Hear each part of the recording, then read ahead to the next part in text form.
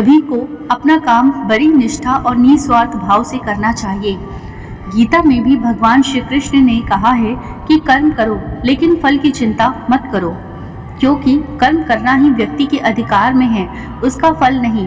कई बार हम परिस्थितियों के कारण या फिर भावनाओं में बहकर कुछ ऐसे फैसले कर देते हैं जिससे हमारा कर्म प्रभावित होता है। आपको कर्म क्यों करना चाहिए, जानिए भगवान शिव और किसान की इस कथा में। एक बार भगवान शंकर पृथ्वीवासियों पर कुपित हो गए और माता पार्वती को साक्षी मानकर संकल्प किया कि जब तक पृथ्वीवासी नहीं सुधरेंगे तब तक वे शंख नहीं बजाएंगे। देव जानते थे कि शंकर भगवान शंख बजाएंगे तभी बारिश होगी। इससे घोर अकाल पड़ गया। पानी की एक बूंद तक नहीं बरसी। धरती पर त्राहिमाम मच गया।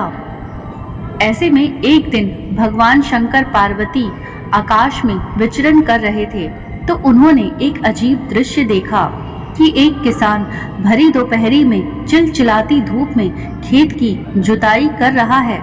पसीने में नहाया मगर अपनी धुन में बहुत मग्न। जमीन पत्थर की तरह सख्त हो गई थी, फिर भी वह जी तोड़ मेहनत कर रहा था। उसकी आंखों में आत्मविश्वास था और उसके पसीने की बूंदों से उम्मीद टपक रही थी। भोलेनाथ व पार्वती बदले हुए वेश में आकाश से नीचे उतरे और उससे कहा, अरे भाई, तू क्यों बेकार कष्ट उठा रहा है? सूखी बंजर धरती में केवल पसीने बहाने से ही खेती नहीं होती। किसान ने हल चलाते चलाते ही जवाब दिया, हाँ बिल्कुल ठीक कह रहे हैं श्रीमान, मगर हल चलाने का गुण भूल न जाऊं, इसीलिए मैं हर साल पूरी लगन के साथ जुताई करता हूँ। जुताई करना भूल गया तो केवल वर्षा से खेती हो सकती है क्या? मेहनत का अपना ही परम आनंद है। मैं लोभ के लिए खेती नहीं करता। किसान की बात सुनकर महादेव को भी लगा कि मैं भी तो परम आनंद की अनुभूति के लिए ही शंख बजाता हूँ। मुझे भी शंख बजाए 1 बरस बीत गए, कहीं शंख बजाना भूल तो नहीं गया। उन्होंने तुरंत अपनी झोली से शंख निकाला और जोर से फूंका।